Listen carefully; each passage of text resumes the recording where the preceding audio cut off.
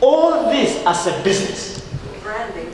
And exactly. So you package everything, and that is what you sell as technology. So when somebody takes this, instantly the young person is an entrepreneur, but he has to buy his spices from you.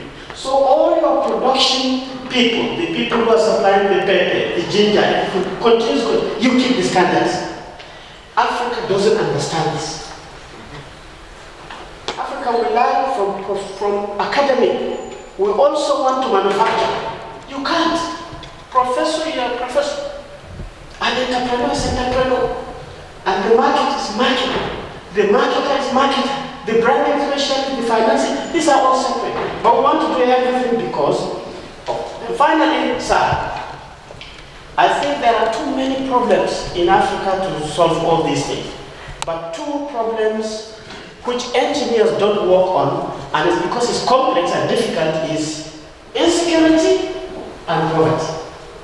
These are the two problems of Africa. When you have insecurity, it increases poverty. When you have high poverty, it increases insecurity. It's fueling everything, is getting bigger and bigger. What does engineers do about insecurity? Don't produce guns and tanks. Be creative to ensure that people have income, people have jobs. And I cannot see in a country where young people will go and work for 5 hours, come back home, eat some rice and stew, take a shower and then say, let us go and kill some few people and come back. It doesn't happen. He will try to sleep and then work again tomorrow. So building middle class is the function of engineers. And in Egypt, I've visited many institutions. I have gone to a research institute where they're breeding earthworm. And initially I said, what is this? Then when the professor sat me, they said, earthworm is good for producing organic fertilizer. And he took me through the chain of organic fertilizer, good organically produced foods, blah, blah, blah, blah. It's a huge economy. But he has been sitting with this breeding of earthworm for the last 25 years. It has not gone anywhere. So you have to make sure that somebody is creating the data of these small good things. You must have exhibitions. Not exhibitions just to show prototype that you are intelligent. Exhibitions of things that instantly a young person can take away and become a businessman. And this has to happen regularly. In Egypt, in Nigeria, between Nigeria and Egypt, and then Africa, we have to regularly showcase what can create jobs and wealth in our country using apologetically. Since I came, I'm sorry, Hamdi, each time I come to Egypt, I like the roast lamb and the, is it kofta or whatever that? Till now I have not eaten. I am complaining.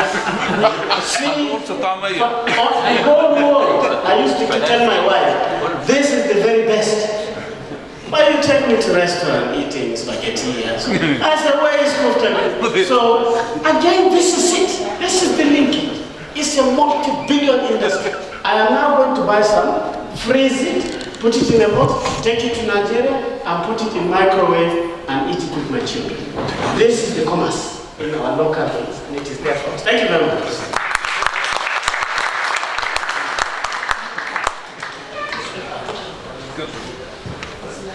If I may, Professor said there are 50 million students in Africa.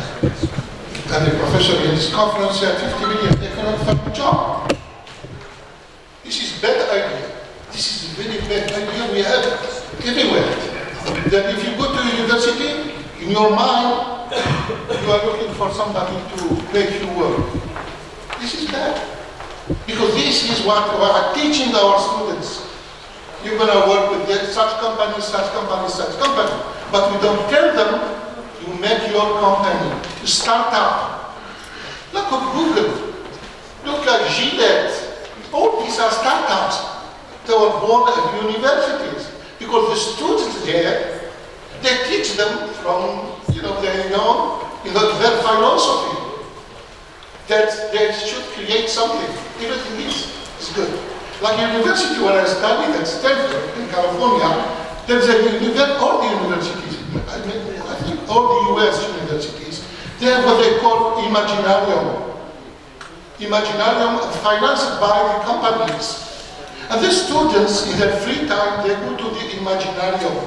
They try to imagine something. Imagine something, science fiction.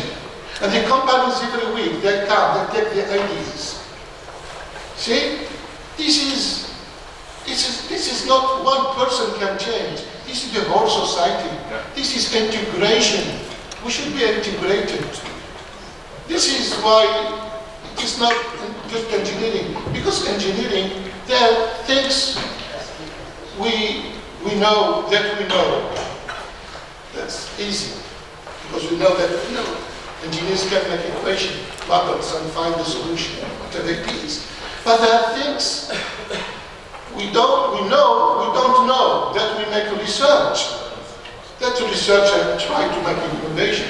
But the big problem that we have seen these two and yesterday, things we don't know that we don't know. That's the big danger. This is what we are doing now in Africa. We don't know which way we have to go. We have barriers in every side, we have challenges, then we don't know. We are just waiting for something. Instead of going back to our cultural background and start again and educate these 50 million not to go to work with people. Look, for example, I'm not talking about Egypt in football because the national team is mostly Arab. But in Algeria, they're good. 1,500 doctors in medicine went to France and Europe. 1,500 in the last 2 years. We export professors in medicine, all kinds of disciplines. But we import what? Players, football players. How come Algeria can make these professors and they cannot make football players? This is all the African countries anyway. The same thing. Then there is a mindset somewhere, something is wrong in our behavior. Our behavior should change. It should change. Our personality should change. And we should accept. We should have al-qana'a wal-aqida. This is very important for us.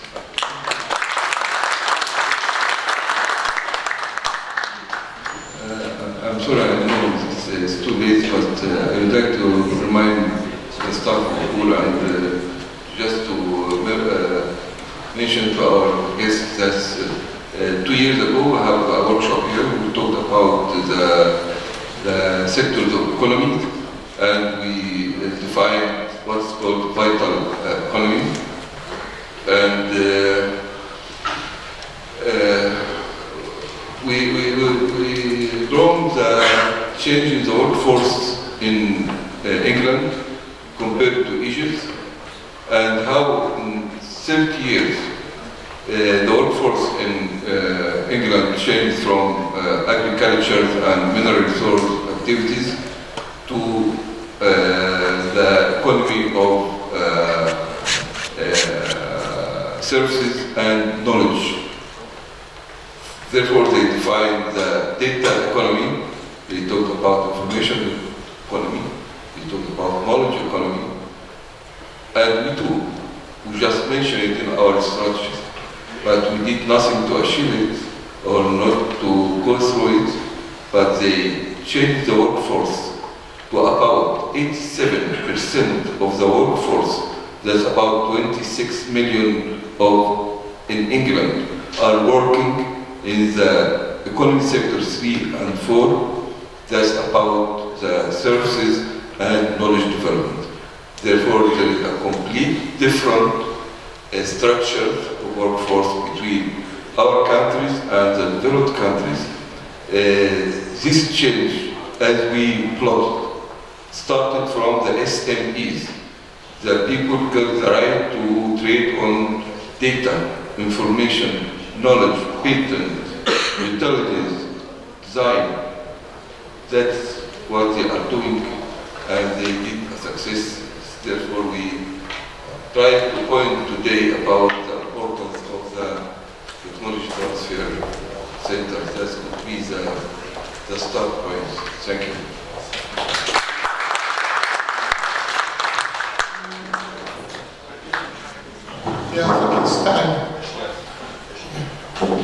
It's time for health break. Yeah, it's over 50 minutes of the But it was interesting to talk about. Thank you very much. Thanks so much to the speakers. Thank you very much for you too. And we invite you for coffee break. Thanks so much for listening. And it's time to have help me. Go this way, please. Institutions in advancing Africa's trade and development. The moderator gonna be Professor Dr. Ahmed Hamdi, ED of ASRIC and ASRIC. And the panelists are Professor Dr. Senator, Egyptian Engineering Syndicate member and former president of Navisat Company, Professor Dr. Amr Al-Taqi, former president of Al Sadat Academy, Engineer Mustafa Sheikh, president of World Federation and Engineering Organization, Engineer Papias Kawasaki, president of African Federation of Engineering Organization, Engineer Rafael Puthilidi, president elected of World Federation of Engineering Organization, and Professor Benoit Djalil, Algerian Academy of Science and Technology. You're all welcome to the stage.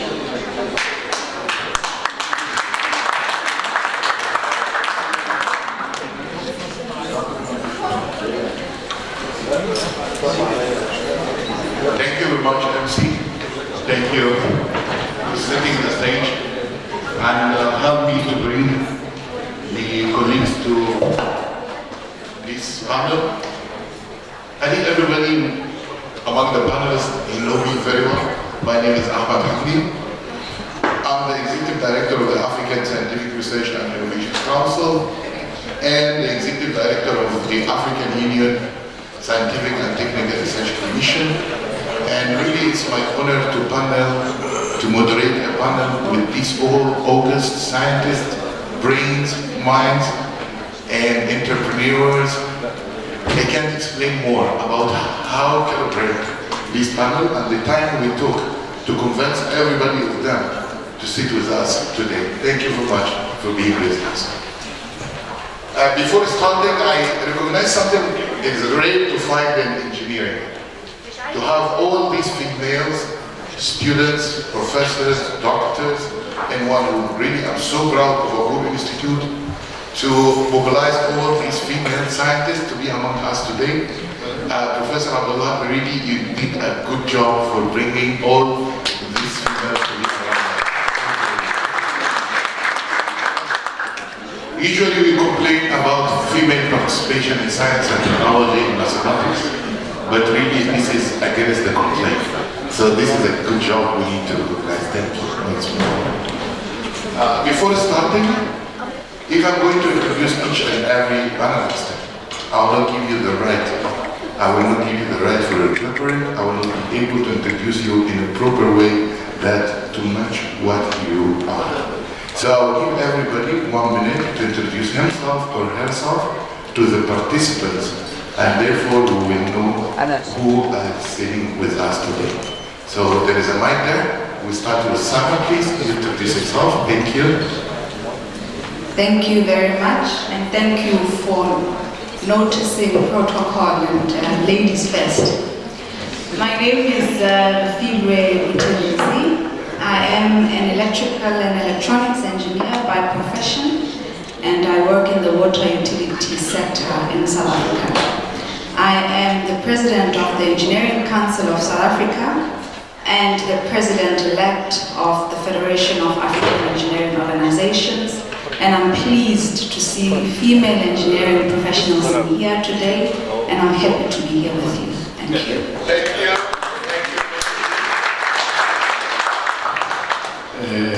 Bismillahirrahmanirrahim. Thank you very much, Dr. Abdullah Dashan, for this conference. My name Professor Amr Al-Taqi, Prof of Economics, President of Sadat Academy for Management Science in Egypt. Thank you very much. And, I hope the conference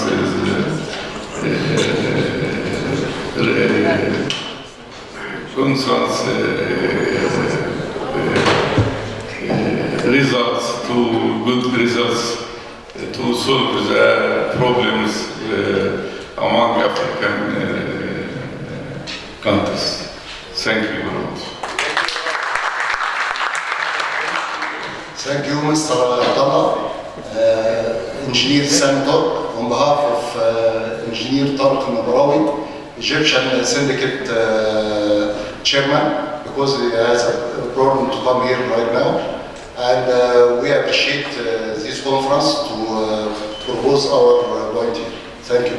I think that we didn't talk about how much you are entrepreneurial by the Navi side. I think this should be stated. That's why I said I shouldn't introduce anyone. Okay. Thank you, Lord. I am a former CEO for a company established by the Ministry of Civil Aviation for establishing aeronautical satellites to serve Africa and the Middle East.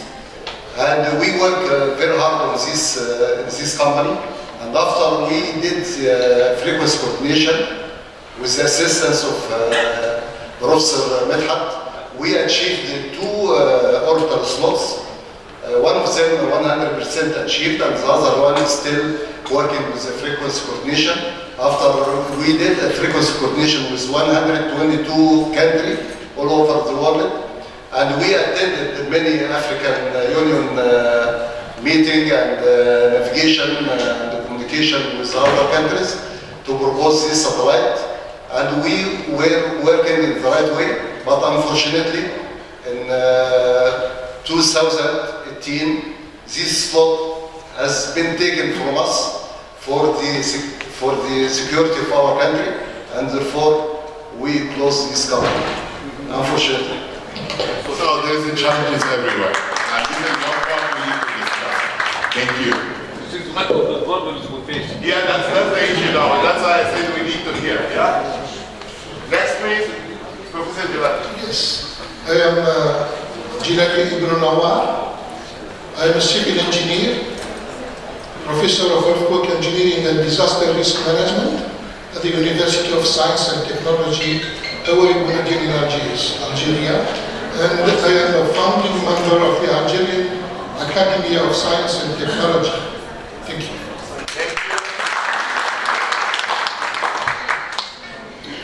Well, let me introduce myself again for purpose of protocol. My name is Mustafa Shehu, an electrical engineer by background, and of course I was president of the Nigerian Society of Engineers about 12 years ago, then president of the Federation of African Engineering Organizations about 6 years ago, and now president of the World Federation of Engineering Organizations. Back home, I am practicing engineer. I practice in an engineering consulting company called MBS Engineering Limited in Kano, and we have offices in Kano and Abuja, and our practice is all over the country in Nigeria. Thank you.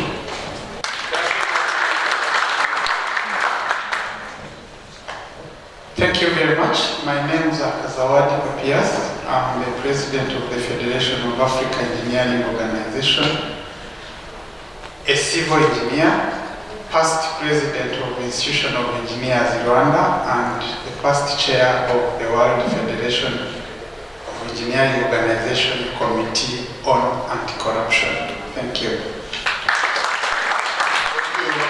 I think the audience now, they are able to see the muscles and the brain sitting in front of them. So we need you to challenge them. We need you to put them in the corner, squeeze them to bring the ideas and the solutions, because we have too much problems to discuss. What is intra-Africa trade? Intra-Africa trade, by a very easy definition, to take some commodities of poor goods from Egypt to South Africa and take some other merchandise to take it from South Africa to Nigeria, from Nigeria to Ethiopia, and so on. This is what we call, in a very basic definition, intra-Africa trade. In 2013, in my opening remarks yesterday, I stated very clear, in 2013, the size of the intra-Africa trade was $90 billion, and as of 2023 is $100 billion. And this is something really we appreciate as intellectuals of Africa within 10 years, and within this more integration, more Africanism, more trade rules and regulation, more agreements, in the existence of 6 regional economic communities, and there are 8, but we observe the 8 of them. We call about SADC, COMESA, IGAD, the ECOWAS, UMA, among the others. What is the reason? What is the reason really we are not able to raise these trades from the 10% only for $10 billion in 1 year? I start with the economics. So, Prof, please, can you tell me, what is your understanding of these figures? What is your understanding of the figures? That it raised $10 billion in 10 years. What does this reflect? How you can analyze something like this? How it reflects for you?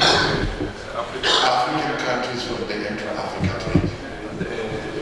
You have the mind, please. Thank you very much. طبعا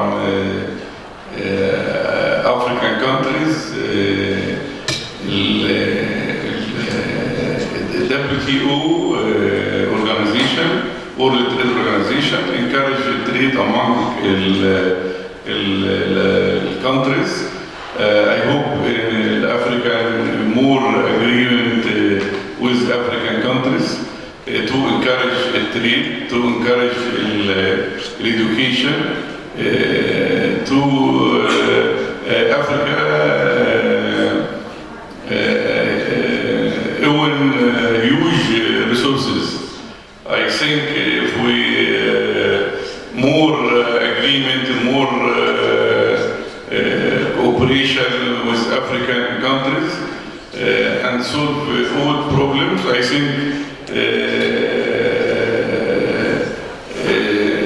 the African maybe become more power because the advanced countries and the development countries, advanced countries take all profits,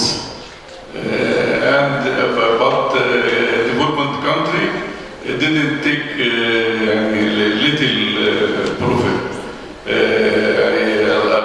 Apply مثلا كوميسا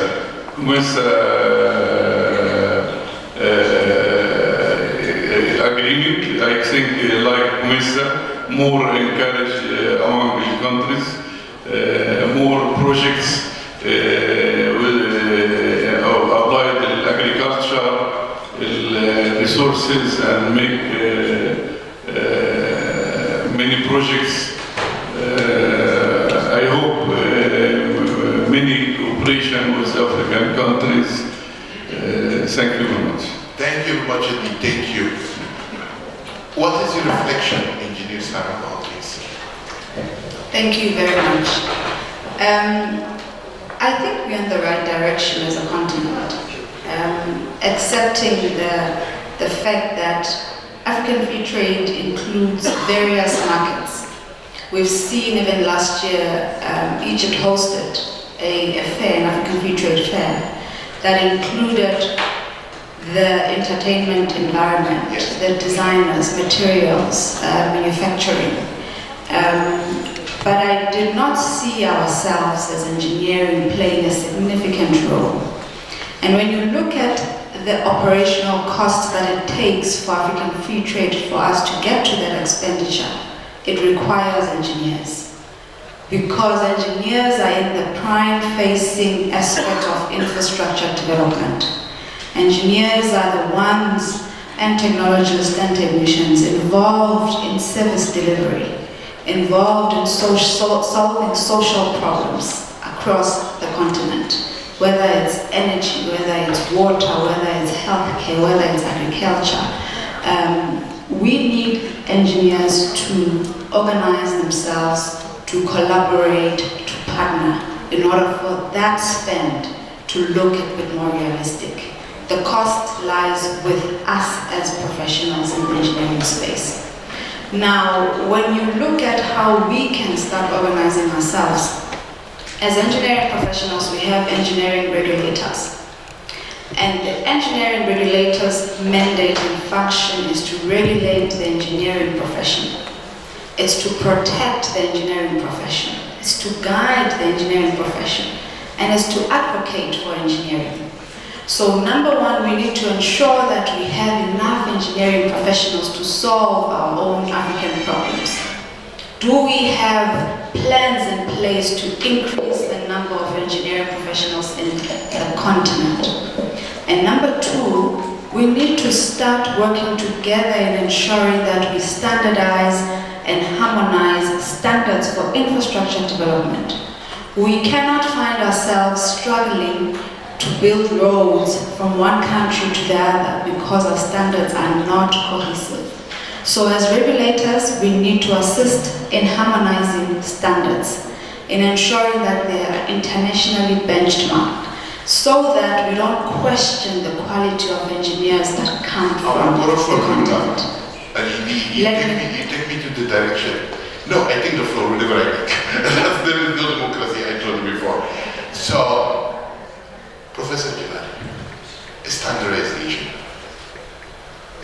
Why we have differences in standardization and how we can bridge the gap to take a product from South Africa to come to Egypt or to Algeria to be sure that it's have the same acceptable standards in the nation where we are trading with. And thank you very much for bringing this. And I'm sorry to cut you short, but this is my way. Thank you. Professor Jalali, what do you think? Yes. Actually, we have different standards. Different standards means protecting the economy. Our standards belong to UK, belong to US, belong to Europe. We are using these standards because now, we have to say, we are satellites of the colonizators. Just satellites. Yes. Then it will take time to have this African trade really because of the standards. We cannot have this free trade with this today's standards. We have to change it. If you have to change it, you have to bring some ties with your satellite there, with your mentor. Yes. And now we have all mentors in Africa, and we are stuck with them. Then we have to change. And how we have to change? School, education, training. This is the only way to do that. We have to teach our engineers how to solve African problems. How to solve that. I will stop here, and then I will take it to the Federation of African Engineering Organization and be ready for me now. We are liberate ourselves from the colonialism by establishing the Organization of African Unity in 1963, right? We still colonized economically.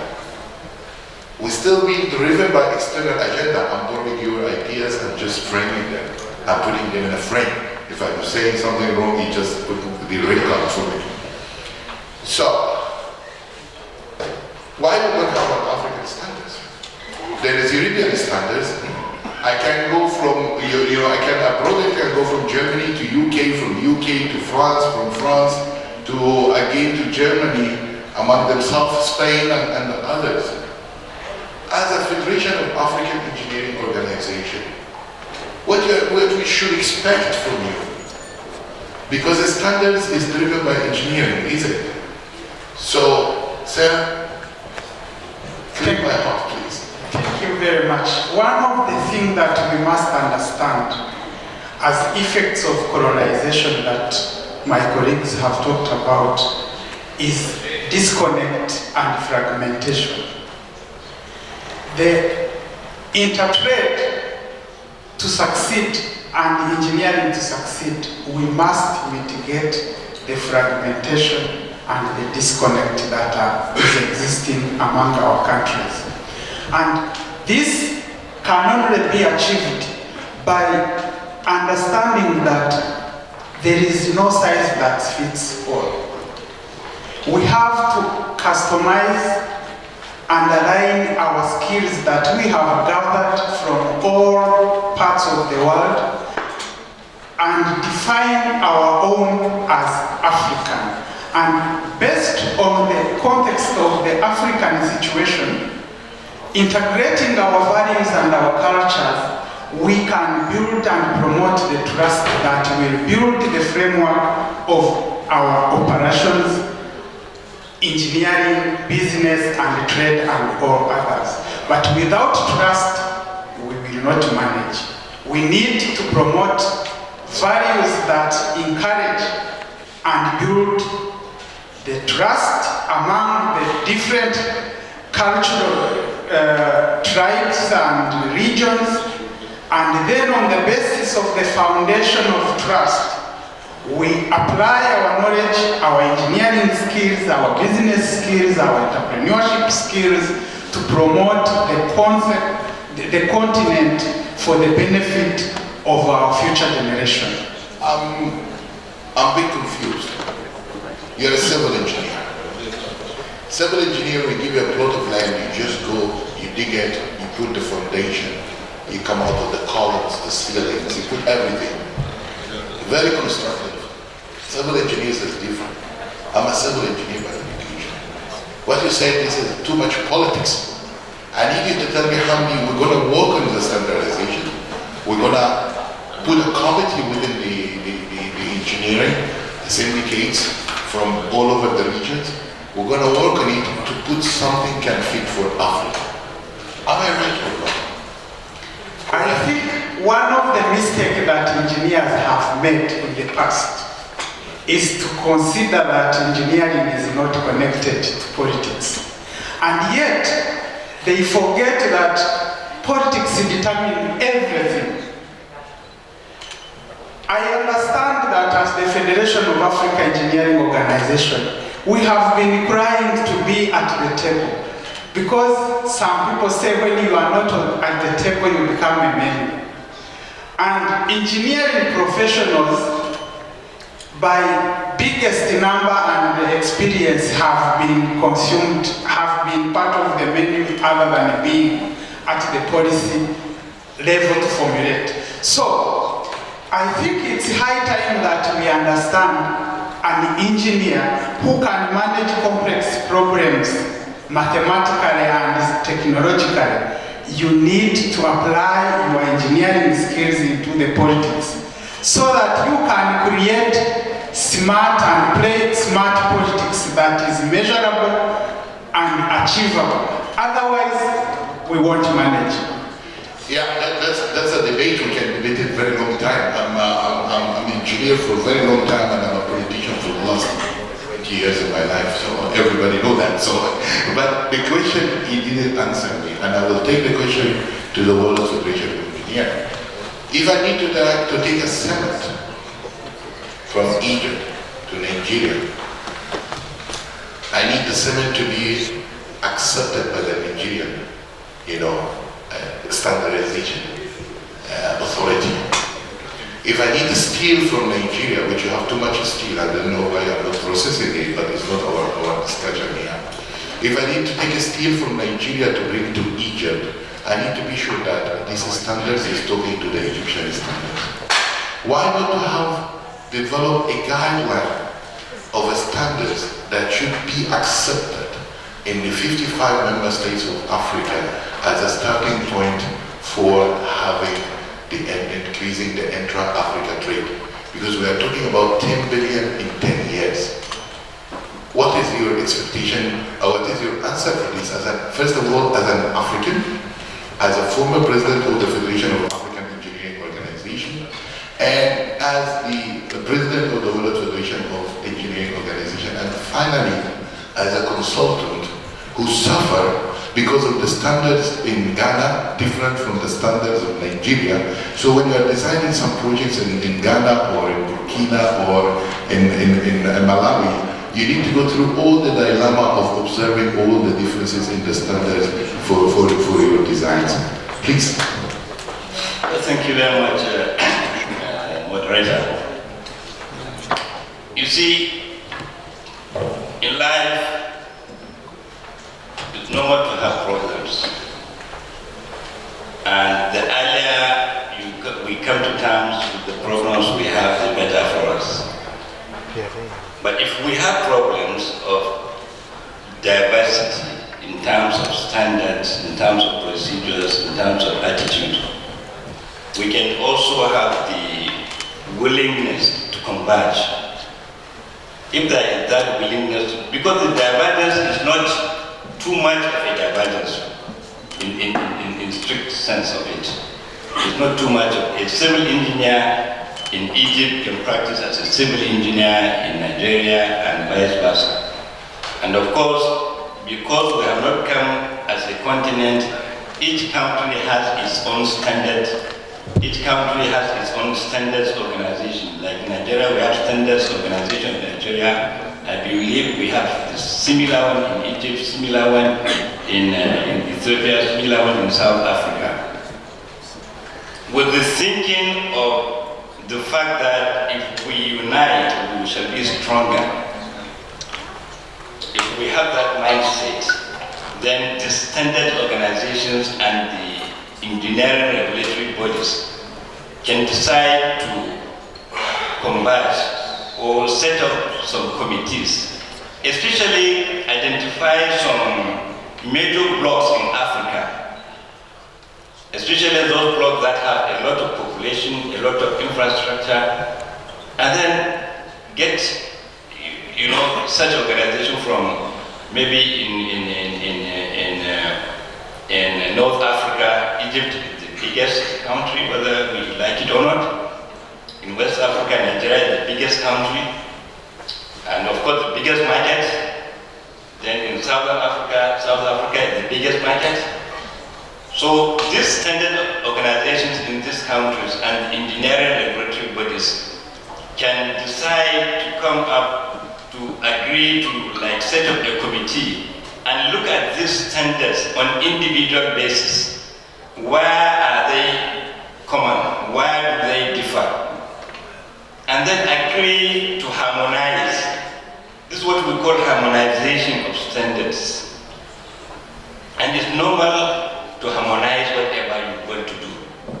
And I believe even in international organizations that comprise many interest groups, many professionals from divergent areas, they do agree to harmonize on certain things. So as we are talking of after, if we know that if we don't harmonize, we are not going anywhere. Especially the transportation system, roads, railways, of course, waterways, things like that, and also the digital connectivity also. It has to be harmonized. So these decisions have to be taken, and of course, number one, it has to be, the political leadership has to have that mindset to do that. Then of course, these organizations, the regulatory bodies, the standards organization of this institution, they can come up, they will be tasked and given timeline to come up with a report that will be deliberated and debated within all the interest groups of those countries. And then we agree upon something. But Mustafa, let me say something. Yes. I'm expecting the president of Egypt to sit with the president of Nigeria and the president of South Africa and say, let's harmonize the standards. This is what we're expecting to come top-down approach. This is my understanding. But what about the role of the intellectual who work as an advisory bodies to these governments? The president every day has 110 problems to solve in the level of the nation. and then he's not aware about the impact of intra-Africa trade is happening or not until he sit with the Minister of Trade and Commerce and he report to him, this is what is happening in the market.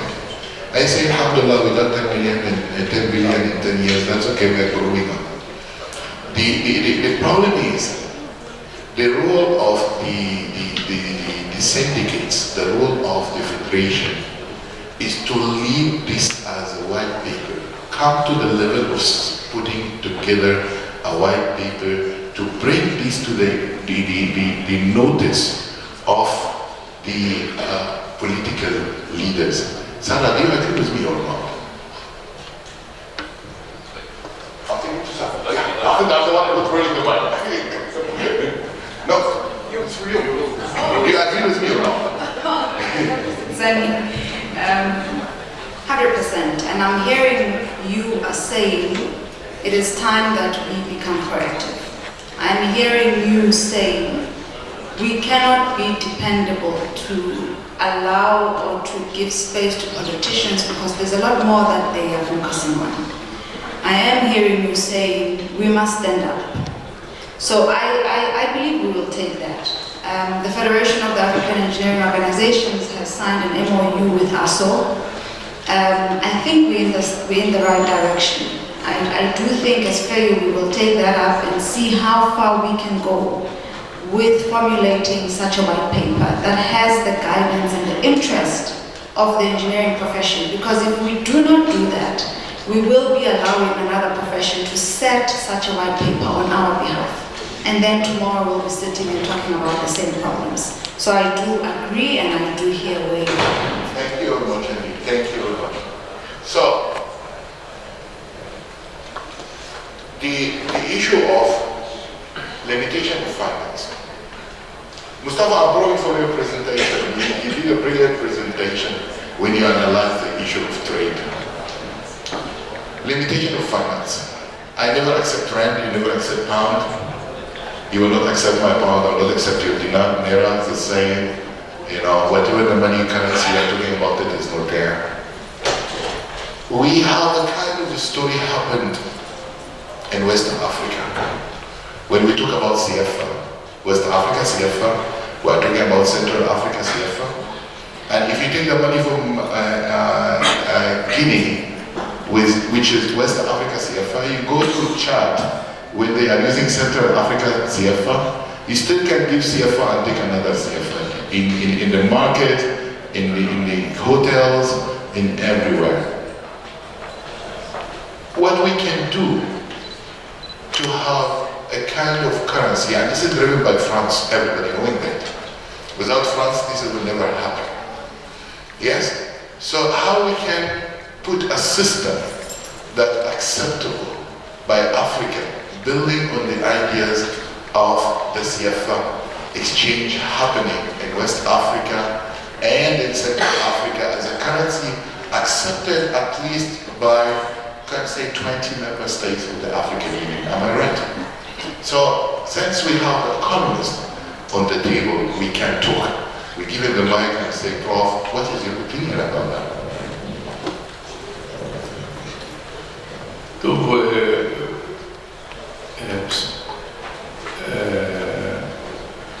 I think the first step to solve the problems in Africa,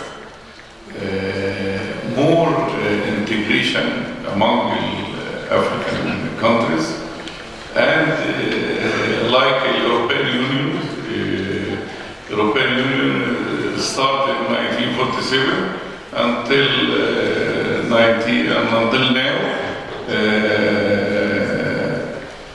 the same currency, euro, many organizations to solve all problems, more cooperation. If we want to solve the African problem, the first trade among the African countries is very low, very little. Prof, what I want to say, we are going to Brexit now. We are going to join South Africa, Russia, China, and Brazil, still in the level of... I think BRICS is very, very... I'm just coming here. Yes. BRICS is very, very... I didn't finish. I think I need to give my question, please. So, I'm understanding that I can take my products to South Africa today, and I take rand, and they bring money to me in Egypt here, and I give pound.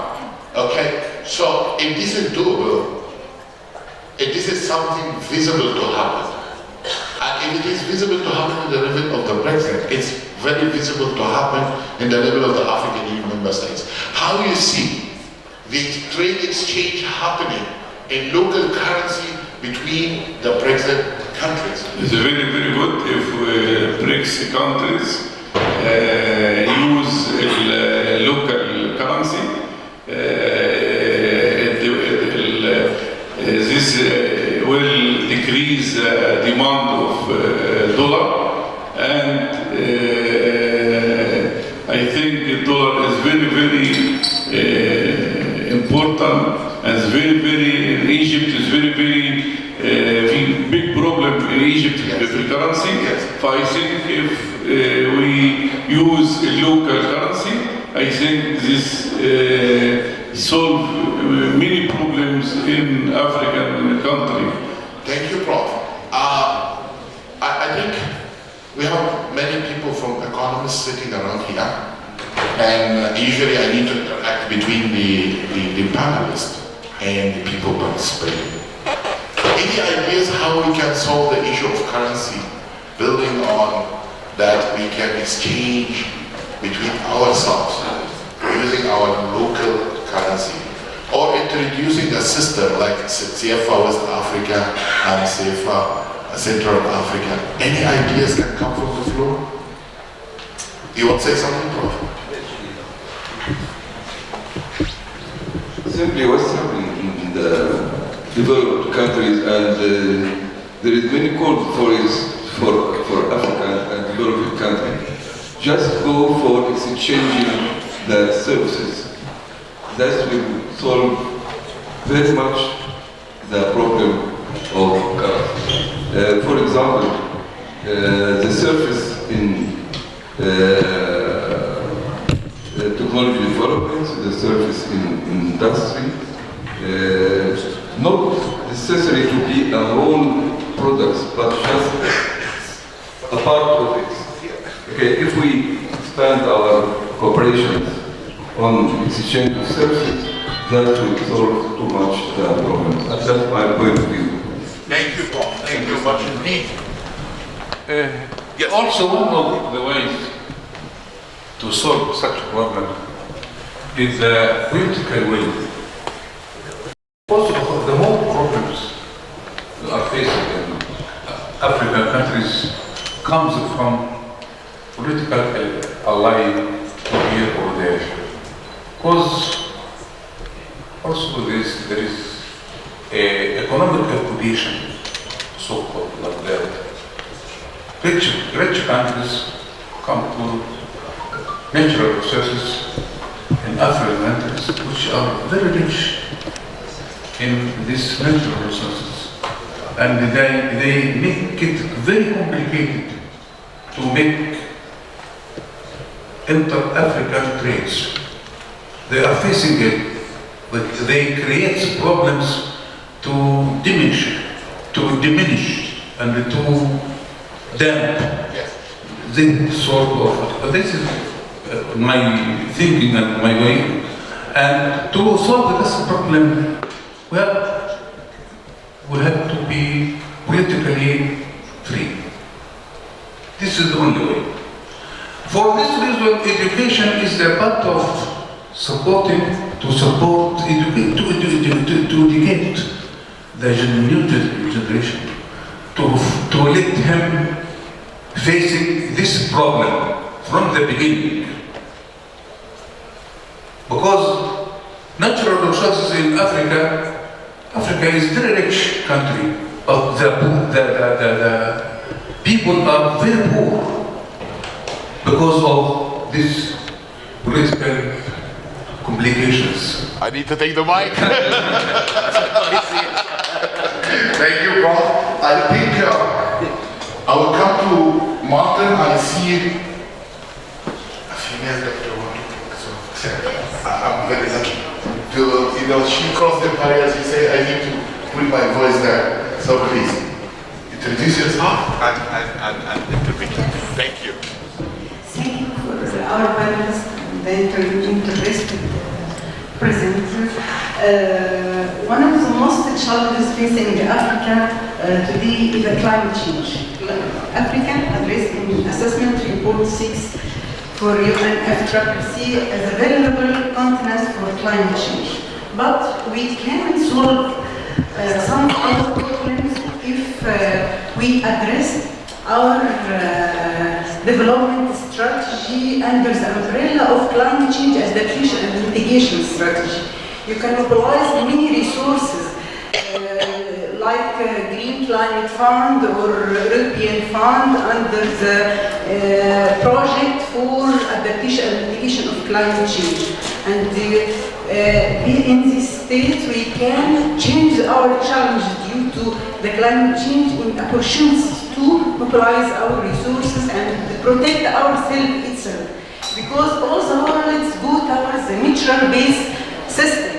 And in Africa, as Dr. Abdullah said, we have a natural system. We have many parts. Our GDP depends in the tourist and natural park. You need to... No. Okay, please introduce yourself and give me the mic. I'm Dr. Shirin Zahran. I'm an area of interest climate change adaptation and water resource management. Thank you very much indeed, Dr. Shirin. I think you take us to alternative source of fund. I like that. A very good idea. I just noted, and I will be doing it sooner. Martin, you fly all the way, and you came crossing all Africa from south to north to be here. What is your opinion about the issues we are discussing? Thank you, Doc. I'm Martin from Zimbabwe. And from the World Federation of Engineering Organization Capacity Building. I would like to thank the organizers, and these are very excellent facilities that we are in, and it's worth the travel. What I really feel is, as Africa, we need to break the silos. There are many silos that we have, political silos, where people seem to follow their former colonial master. The French follow whatever the French would do, and these changes. Other mic?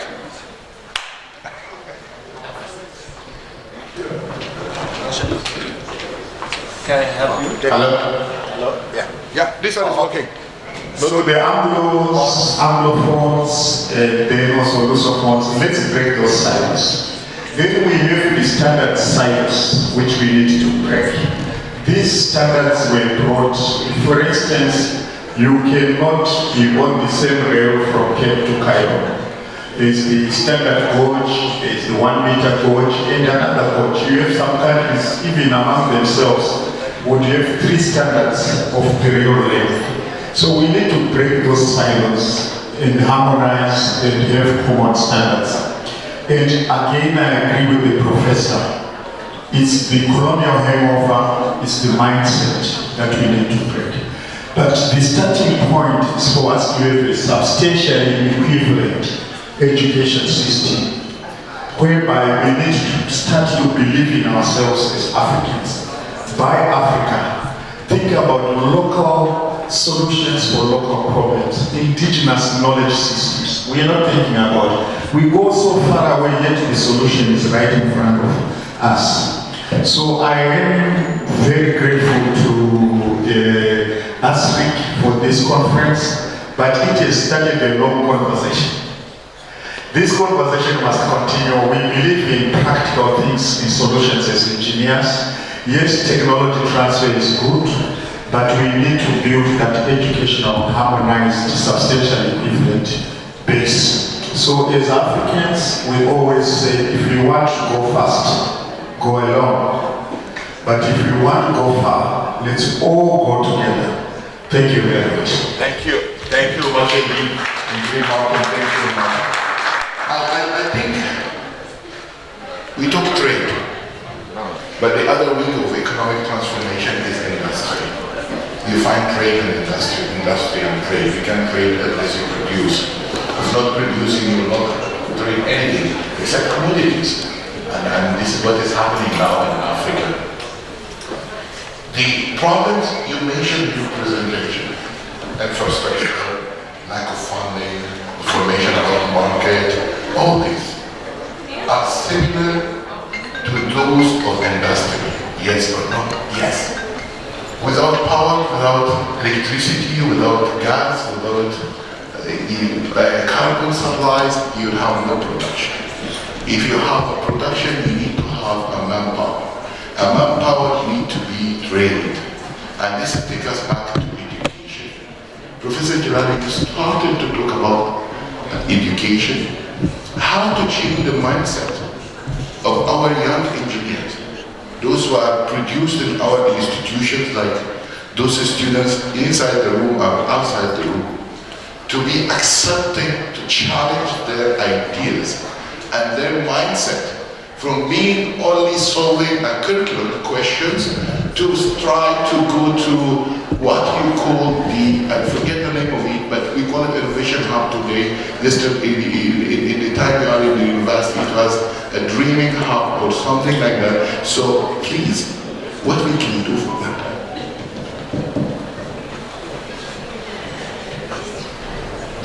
يعني نبدأ بالثقافة. ما هي كيف نعرف الثقافة؟ الثقافة الحمد لله من صنع الإنسان. And if you use English, that will be helpful. Oh, otherwise I'm going to be interpreting for you now. I can't do it. Okay, I'm good. Yes, it's good that culture is a human made. And only culture and only education and training can change it. Yeah, this is good because culture, we have to understand, we make our culture. If you accept that, it's a human made, culture is human made, then education and training can change it. Then everything can change in our world. We have to find a way to change it. And education is first at the universities. Like we were talking this morning, there's countries in Africa are graduate students from universities cannot find jobs. No, not 15 million people will find jobs. Not even in Europe, in the US, and everywhere. But the difference between African universities and the other universities is the type of education. We teach students, even from maybe elementary school, about the innovation, standards. Teach them there. Not talking about working for a company. Changing the way we are teaching. Teaching like now we're teaching technology in our universities like science. Technology is not science. Technology is technology and science is just universal science. But it will be difficult if we teach science and one day you tell your students, one is graduated, tell him, oh, you go to technology. He will be nil. Doesn't know how to start because we didn't teach him. Then we have to change the way we are teaching our students. We have to start teaching not the way we are doing like high school. No, we have to teach them on a project-based education, like research. We don't do research for research. We do research based on problems, on projects, on services from the start. From the start, people they spend 5 years at the university. Could you imagine how many projects you will do on services with them when they graduate? They know at least to do one thing, at least. When you go to work for startup, they know how to start that startup. While the other students, they create the startup. And you have so many examples. Look at Google. Yeah. Google. Let me borrow from you and put it back to the panel. We lack of creativity, entrepreneurship in our education system. Yes or no? Yes, I'm facing you. You know, I am facing you. Yes or no? Saying we lack? We lack of creativity and the entrepreneurship, building capacity of our students to be creative, to think out of the box, to be, you know, entrepreneur. Yes or no? I think we can improve. How we can do this? Yes. Number one, I fully agree with you, Prof.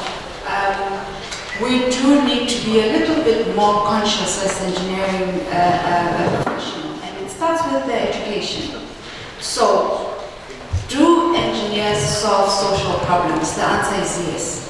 Does the education system currently encourage it? The answer is no. Do we have to start projectizing some of this work so that engineers start including community service in the curriculum? I think it will definitely take us a long way.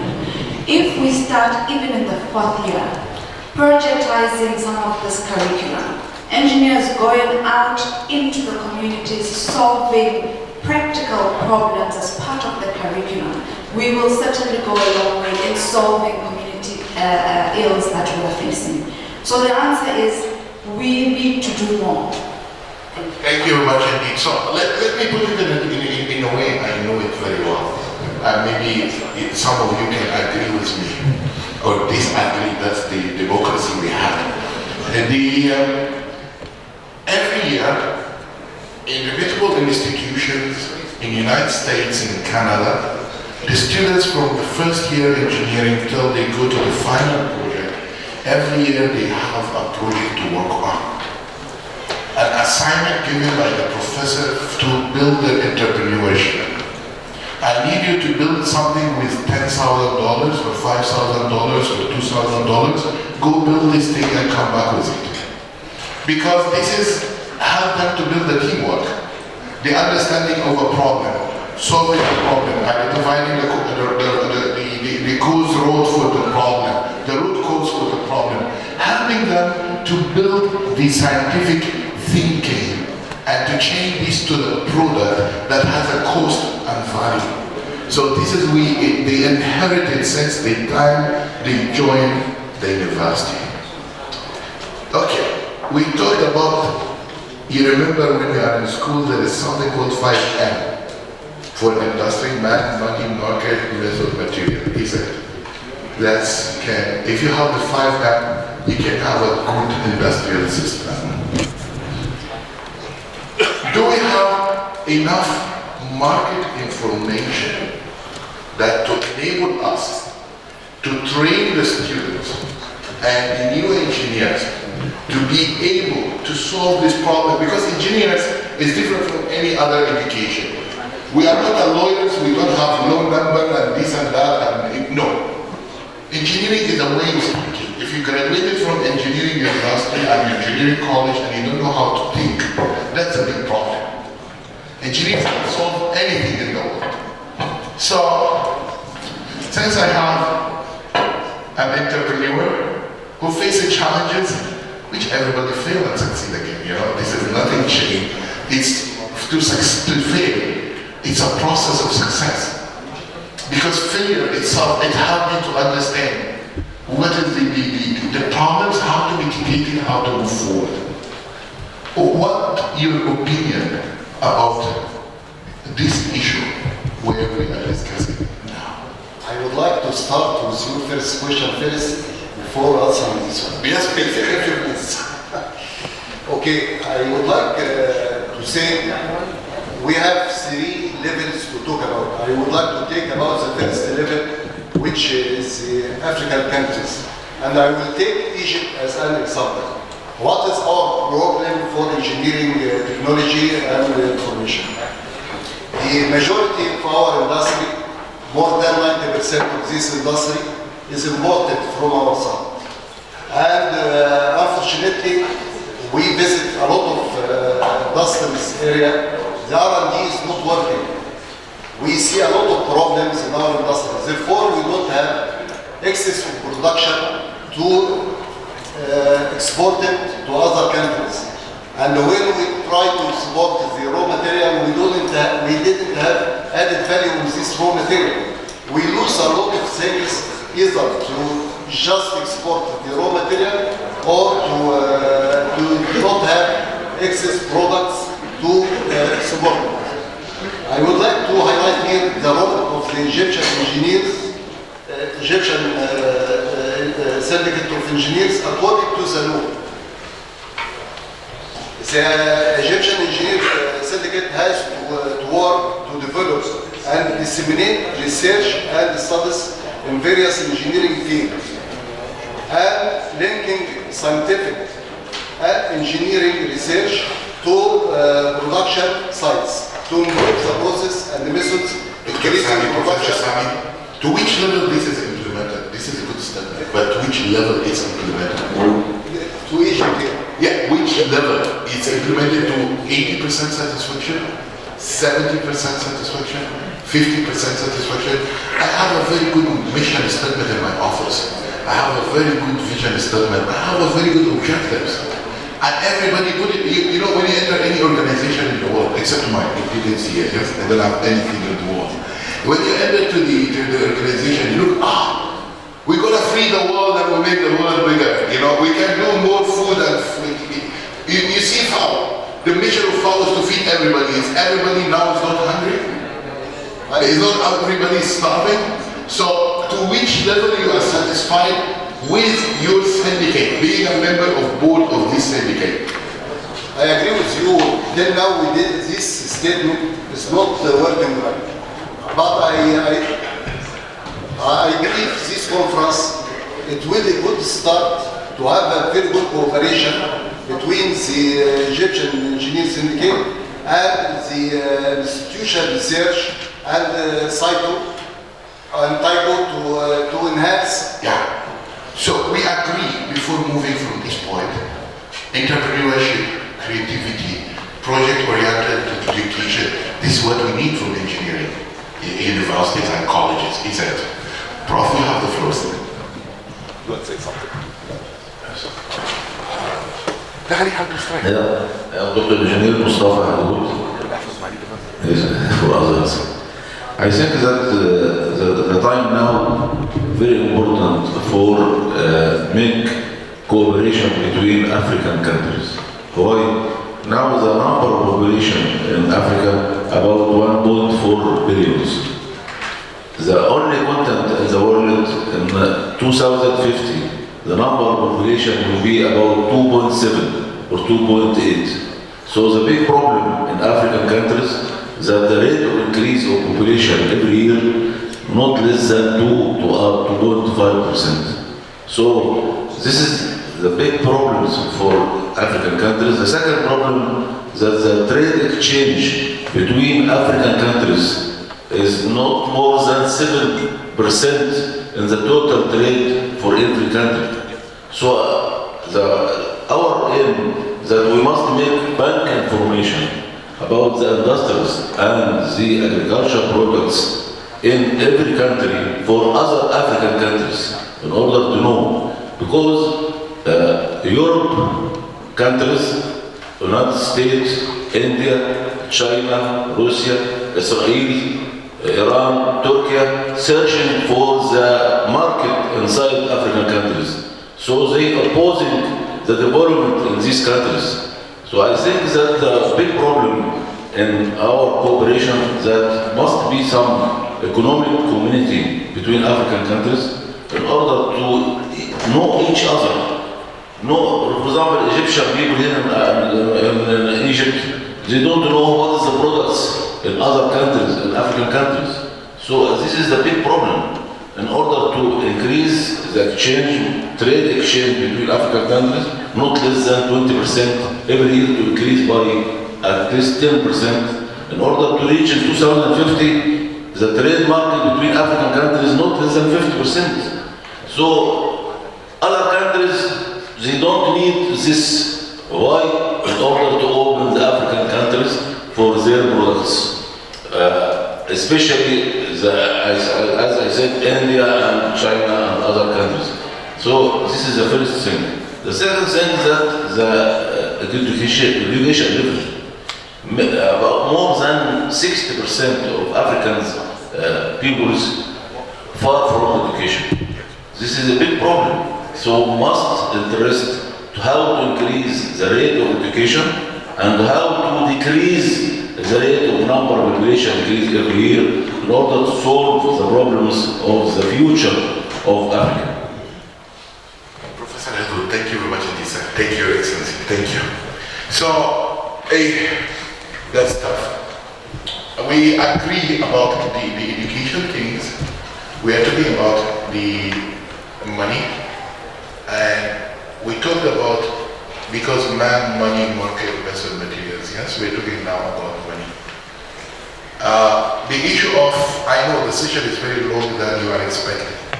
I can see some of the colleagues watching the time, but I don't close my sessions easily. I need to finish my class.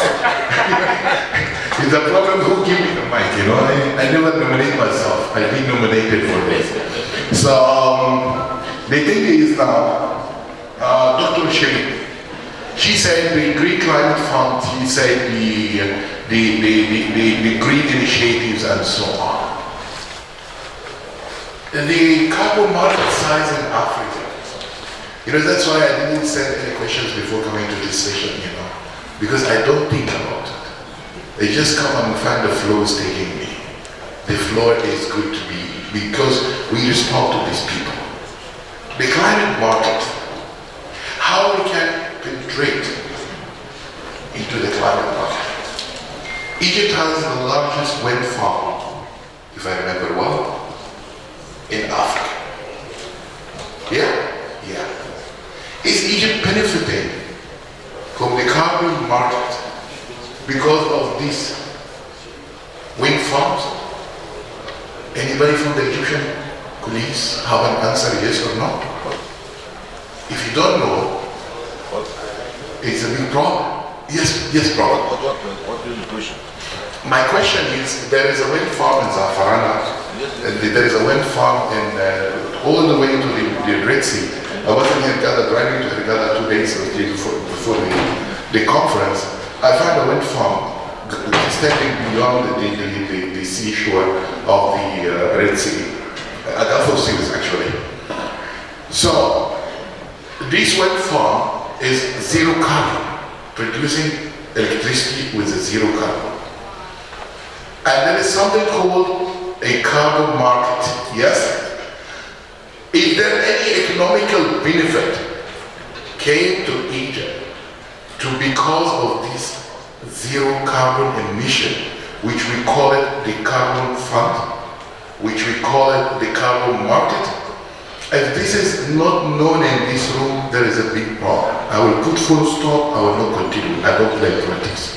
So I will not talk more. But this is something which we call it alternative source of funds.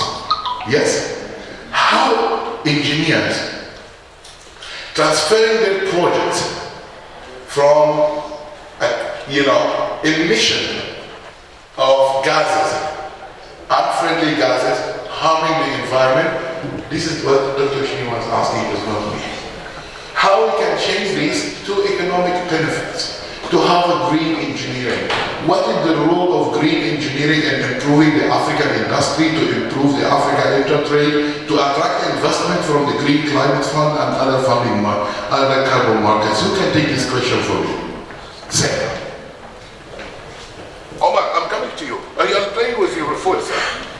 In my station, I'm boring here, I'm bored, huh? You bored me, huh? You feel bored here? Yes, sir. I think the opportunity here is that we need to understand that there is something that is not tapped by our people, and yet we ought to tap it. Like you got surprised that in the audience very few know about it. That really shows that probably we have not used our engineering space to exploit the opportunity that is there. But I do believe that it's never too late. So, what we need to do now is to give the opportunities to the institutions that are here present, the academia, the industry, the professional bodies, to start working on it. I have seen several advertisements even in my country regarding the climate fund, greenhouse emissions, but really the transferability of those skills to the community is a big problem. Number one, that I have seen, each and every African country has what they call the National Development Strategy. But when you go to their universities and academia, very few do understand the implication of what they are studying, how it can influence or impact in the national development. That is a big problem. We have Agenda 2063. I don't know the academic institutions that are here, in as far as Egypt is concerned, what is the stake of the Egyptian institutions teaching their students into what is contained in the Agenda 2063. So I think there is a big disconnect, I will focus on the carbon bomb. Thank you, you're talking very well, but Agenda 2063 is very important, and I'm preaching for it. But here, I'm talking about the carbon bomb. Colleagues, there is somebody approached me, and he said we have a carbon bond of $18 billion for Sub-Saharan Africa. $18 billion carbon bond for Africa. You know who's running the carbon bonds in Nigeria? Because I'm Nigerian. So I know more about Nigeria. How they accepted me and gave me the passport. So the thing is, the Nigerian carbon bond is running by a British man from Lancaster. And he's the one controlling. He's going to these areas of Zamfara State and others to sell the carbon bond for the farmers. So there is a big things happening in the market out there, and we are not aware about it. I believe for the think tank of Africa to work in green engineering and address the issue of carbon bond, reach the issue of GCF, how we can achieve that. Dr. Sharif, you are going to travel us, and really I don't like people to travel me. So you want to add something, if you wish, I'll give you the mic for the last time, and don't trouble me again. Thank you. I just would like to see if we go forward towards the circular economy and change the way we use and reuse our natural resource to reduce the depletion, to reduce the waste, to reach to carbon balance and zero liquid waste. We can go to the sustainable development. We can meet the indicator for Sunday framework for the risk resistors. We can meet the commitments for UN FWC for climate change. There are interlinks between. I don't like the leader to preach. Give me. That's enough for me now. Thank you very much, Adi. You believe in it. That's why you're preaching too much. It's out of my corner now. I push the people because of you. No more. Omar. Yes, Prof. Sir. I like the free, open opportunity to comment. For me, you see on this panel, you have an entrepreneur, African Association, president, all the presidents are here. And the issue that broke my heart in this discussion, this session, is the problem of this professor. They have cracked entrepreneurially the area that is critical for Africa, which is in communication. We are not communicating. But communication is not me talking to professors. This is now digital communication. You know, communication now is omnipresent. It's the character of God to be in the same place at the same time. ICT gives human beings a bit of omnipresence. And that is digital communication, and they cracked it. Satellite, ensuring that everybody can communicate. And just when they were about to get it perfect, they crashed them out. In this regime of crashing out, the WTO Chief Executive Officer is a Nigerian. The Chief Executive Officer of African Development Bank is a Nigerian.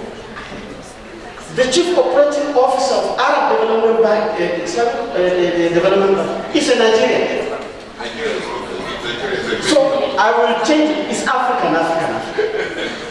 So somehow, the politics is not about campaign and becoming president. Politics is about lobbying. You must lobby to win.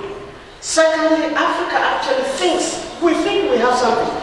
When Nigeria was the largest economy in Africa, it was only $450 billion GDP. It's nothing compared to America, 50 trillion. Somehow Africa thinks it is important. It is not. You have a tree, it's not timber. You have to cut it, you have to process it, you have to dry it, you have to polish it before it becomes timber. And you don't have that know-how. But the know-how adopted everywhere. That's why communication is very, very important. So unless we get this right, and we cannot get this right unless we are confident, we have to raise our shoulders and be able to be like the very powerful professors here that we have can change the world. But you cannot change the world if you are invited to a conference and you talk softly, you talk nicely, and they clap for you and you come back to preach. It's not going to work. You have to open your eyes. This morning I was telling the ladies, in Africa, if you go to Harvard for a 3-week course and you forget your BS is in University of Cairo, your MSc in University of Cairo, your PhD in University of Cairo, when you introduce yourself, you say, I'm Professor so and so, I was in Harvard. Yeah, that's Harvard boy. This kills the kind of qualification. Why can't you say, you lift your chest as I'm a Cairo professor? 1 minute. So this confidence, number one, we have to raise it too high as a communication. We have to. So his problem has to be taken very, very seriously. Yeah. It cannot. He has come here. He has shared very briefly. I know this is very, very complex. But unless we got this right, in Nigeria too, he knows. We try space technology. We have communication satellite. Somehow we don't use it.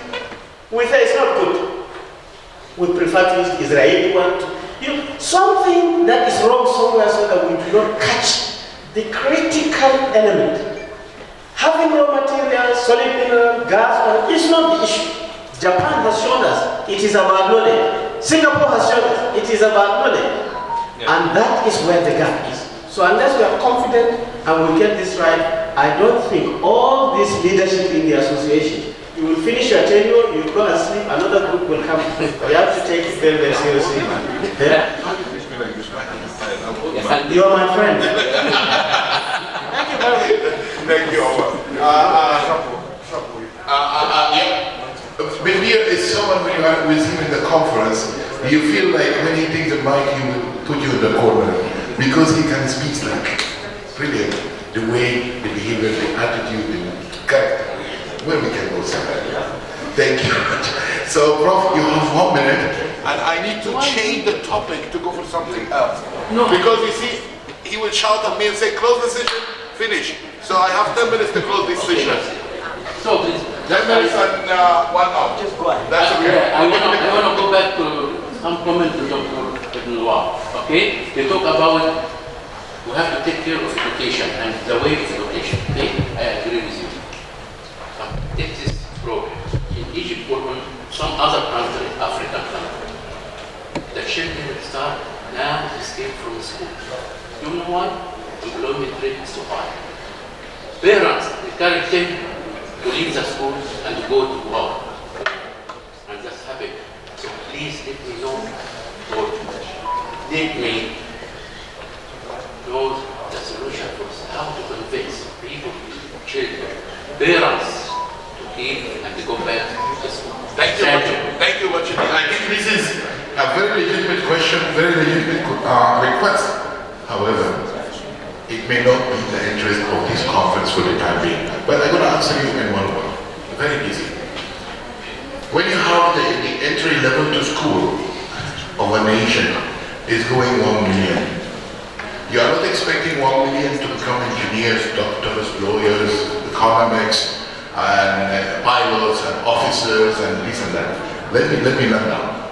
You need to come, this is what happened in some countries like Egypt. You have to find the first 9 years of education. you force the families to send the kids to school. And I know that there is a law that if you didn't send your kid to school, you can be held at jail. This is the law set by the regulator in Egypt, and constitutionally every parent should send the kids to school. The problem is when they leave the school at year 9, you never give them any talent to use it for making money. You don't teach them anything related to technical vocational education. There is some people will drop from school because financial problems, and you can't solve it. It's happened in the United States. Not everybody born in the United States has a PhD or a PSc or MSc. There are many people escaping from schools too. But we put them on the direction that they can make money. So you need to be very understanding that you need to have a technical, vocational, strong education system. So to build the force, you have engineers, you need to have a technician. Because if there is no technician, there is no engineer. Each engineer needs to have 4 to 5 technicians. Every one technician, you need to have 5 and 4 laborers. So this is the pyramid of, we will discuss it at lunch. I'm talking about the basic. Yeah, I'm talking about, that's why I say the first year to 9 year. Okay, so ladies and gentlemen, before I close, there is a point that mentioned it's very important for this conference because we are talking about solving the problems. The issue of technology transfer offices in the universities, and we have lacking information on the market. So should we think about an informatics system that taking the issues related to market gaps and technology transfer to be sit an office in the level of the African Union to advise the member states on the issues related to technology transfers, collecting data about intellectual property rights, those are disclosed intellectual property rights and so on. I will open this for 1 minute each. You know, if anybody want to take the floor, go to the point and say yes or no, and why yes, why no, and then we can have a consent among ourselves. Mustafa. Well, I want to digress a little bit, but it's a very important point I want to share with the colleagues here on this issue of Africa intercontinental trade. In 2011, I traveled to China on the invitation of Nigeria Investment Commission, NIPC, Nigeria Investment and Promotion Commission, in my capacity as Deputy President of Nigeria Society of Engineers. The aim of the visit then was to reach out to Chinese entrepreneurs and companies and tell them about the opportunities in Nigeria with a view to getting foreign direct investment. And then we went with the chief executive of the NIPC, it's a government company. And I went there in dual capacity. Number one, representing the Nigerian Society of Engineers. Number two, representing my company as a businessman. And when the man was making presentation, and incidentally he's an engineer,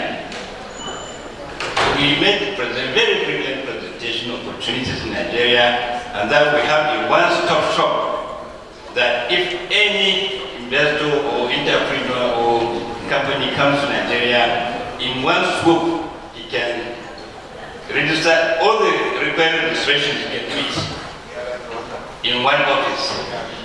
And then he boasted that he can provide access to him to whichever office in Nigeria to facilitate his trade or business. For me, when we went out for lunch, I asked him, I said, incidentally, we shall the same name, Mustafa. And I said, look, engineer, with due respect to you, these policies you have that favors foreign investors, you don't have commensurate policies to favor local entrepreneurs. Because for me, I know how difficult it is as a startup to register an engineering firm or any company for that matter in Nigeria and do business. And I know how difficult it is to get the market. And I know how difficult it is also to get paid when you offer your service. I said, are we saying that we as Nigerians are promoting foreign companies more than we promote our own indigenous companies? Is that fair? And then he told me, okay, Mustafa, I know what you are coming from, where you are coming from. Okay, when we get back home, I make sure that we have a representative of the Nigerian Society of Engineers in this one-stop shop. So that if there is anybody coming to do any business and we have such kind of business in Nigeria, then we link him up. I said, fine. But throughout the time I was deputy president, up to the time I was president, up to the time I had him over, up to today, 12 years later, that has not taken place. What I'm trying to say is that all these countries, especially China, India, US, all of them, this principal assignment of all the ambassadors is actually to market their companies. Yes. To market, to get opportunities for their companies to have presence in our countries, to market their products, and of course, to create employment for their people against our own people. So as long as we cannot maybe put into our leadership that kind of mindset that we have to get their backing, we have to get their support to market our companies everywhere in the world, then Africa continental trade will hardly succeed. So that is why a lot of these problems we are having in Africa is actually on the leadership. It's not really more of, it's more of leadership, not even the engineering. You understand? Because if the leadership decides, like now, we want to, like Nigeria, you know it, there are so many interventions that, like on the electricity, there was a time we used NIPP. You will extend 33 kV line maybe by 200,000 kilometers or 130 kilometers. If we take a decision that all the conductors that would be utilized if that program has to be manufactured in Nigeria, maybe if it means bringing a manufacturing company from another country to Nigeria to do that, then after that, they can continue producing and then probably... You have 1 minute. You're talking like 1 minute. Exactly. But you see, these are political decisions which need to be taken by our political leadership. If these decisions are not taken, and if the leadership is seeing the companies our companies as private business of the company owners, then we cannot really... At the high voice, the advocacy, the talking to the parliamentarian on the level of the federation and the level of the state, this is what we solve in problems. Standing firm against corruption, that will solve a lot of problems. And I don't like to do politics. So the idea is clear, and we can talk about it in Nigeria. When I fly out and I come to Nigeria, we can continue our discussion. And I welcome you in my office, we are neighbors, so we can see each other anytime. But what I'm trying to say, this is applicable to other countries also. Our leaders will have to market our entrepreneurs and our businesses. Thank you, Mustafa. Thank you much indeed. So, colleagues, before we wrap up, I would like just to say the issue of, I didn't finish. Everybody's hungry, I didn't finish. I'm saying, you are in my custody, it's Ramadan time, okay? Just wait. So, I wanted to say, the issue of having an information system, the issue of how technology transfer advisory body is very important for Africa to achieve the sustained industry and increase the intra-Africa trade, because you will know more about the opportunities. Ladies and gentlemen, I'm so delighted to be with you today, and I'm very happy to come to the conclusion of this session. And I would like to call every of the participants for 30 seconds. If you have any wrap-up or something hitting them you want to put it for the table, please you have 30 seconds. I'll start from you. Thank you very much. I think like other speakers have said, we have to improve on changing our mindset, bridging the disconnect that has been there, and try to reorient the education that brings in the simulation and virtual reality, because it makes and attach it to projects, especially as far as engineering is concerned.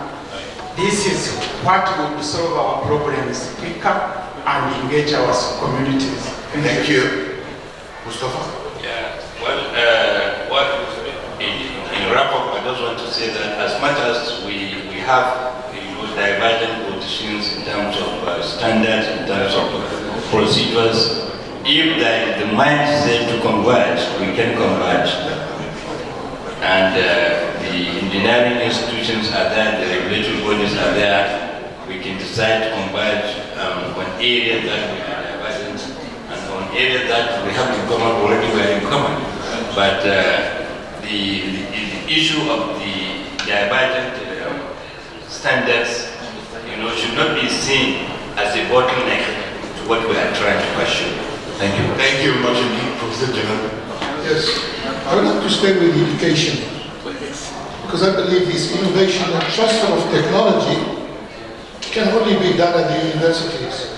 And we should, I think Africa should have like these technology universities, and instead of having a PhD 400 pages, I think we need just 12 pages and product-oriented thesis, doctorate of a product.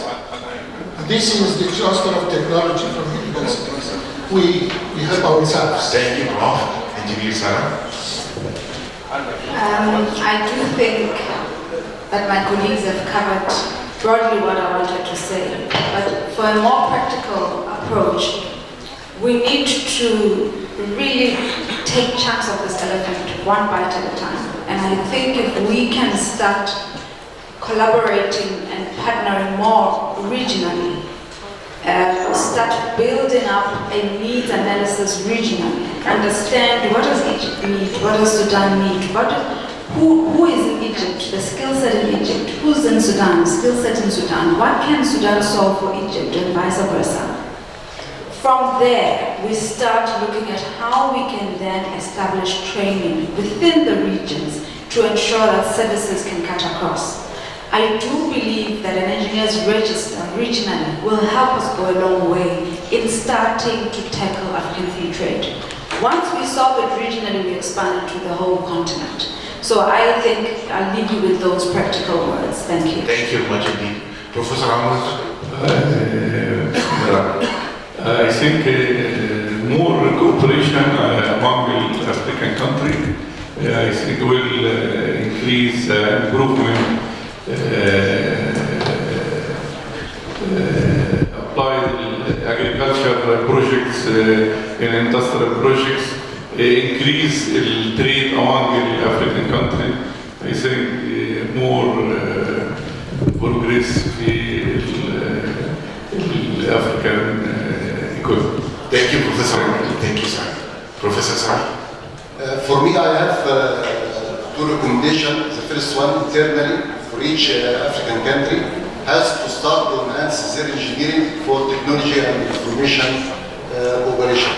For Egypt, we have the rules in place, and we can cooperate between the field engineers and the institutional professor and doctor and the research center. According to our law, we can cooperate with the industry because our engineering syndicate, according to the law too, we have the oversight over the industry, and we can cooperate together to do that through MOUs with the different type and the research centers to do that. Second, I would like to request from the World Federation for Engineers and the African Federation if they can encourage all the countries to do this work, and the second step to do a framework in communication with the African Union ASRIC to do the framework to enhance the engineering for technology transfer and information. Thank you.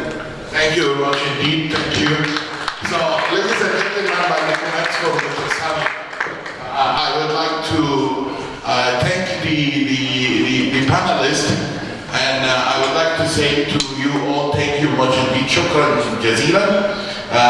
معكم أحمد حمدي على فكرة. I'm going to borrow the idea of Professor Omar Bendir when he say he's this and that, and then he said I'm Harvard. No, I'm not Harvard.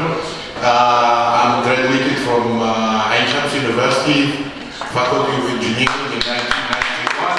I got my PhD in Zagazig University in 2000. So I'm a very old man with white hair. You can see it because I just shaved it before coming here. I'm married and I have kids, so I'm not ready for anyone to come and tell me like, if we are free, we are free. No, I'm not free. Thank you very much. Wish you all the best. And thank you for being with me because I'm tough, I'm bad, I'm very bad. But thank you very much. Thank you all.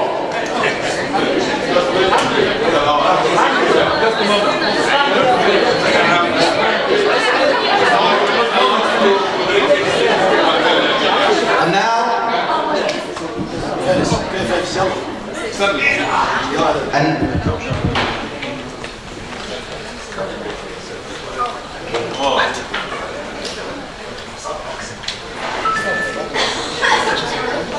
بقول لك ما طلعش كده.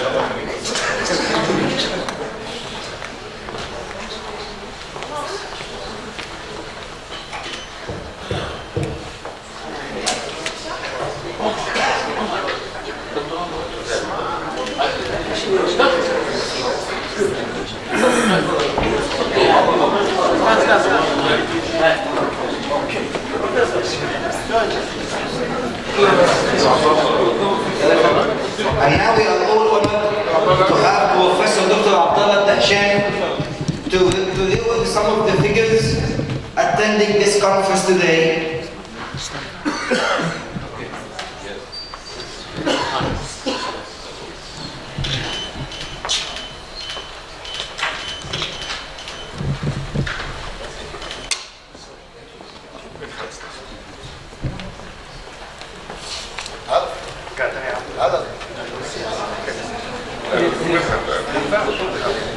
تطلع منين هنا ممكن نمسكه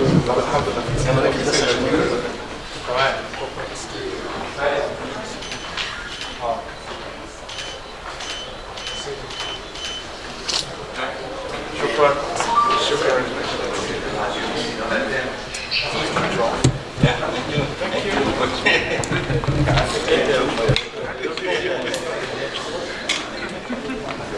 I'm taking your picture also, so that you can You want to Photoshop? Okay. First of all, everybody is here. First to be awarded by Professor Dr. Abdullah Dahshan, Mr. Omar Bendir, founder and chairman of the Bendir Knowledge Center.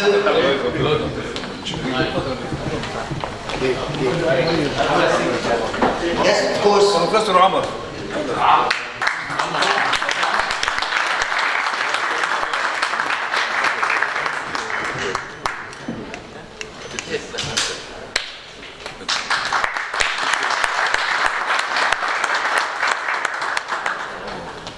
Professor Dr. Binodi Jalil, Professor of Science and Technology, Algeria Academy.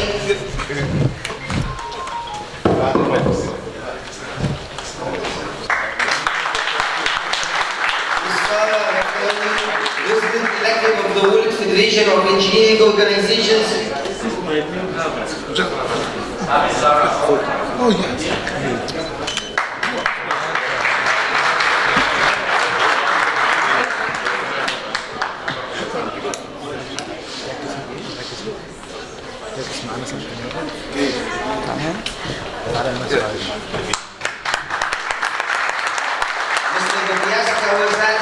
President of African Federation of Engineering Organization.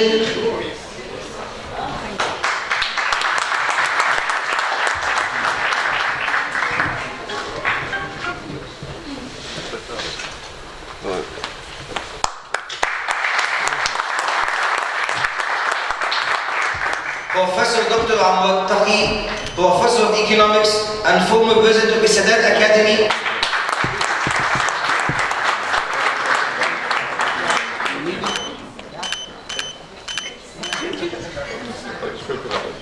Mr. Martin Manahwa, Vice President and Chairman of Capacity Building for World Federation of Engineering Organizations.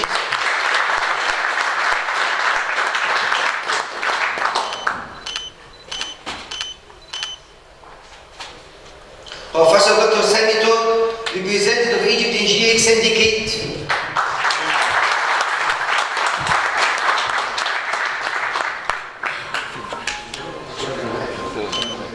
And now we are all invited to take a gathering photo for the conference meeting outside the building right now. بعد كده يا جماعه هننتقل للغداء. يلا يا جماعه.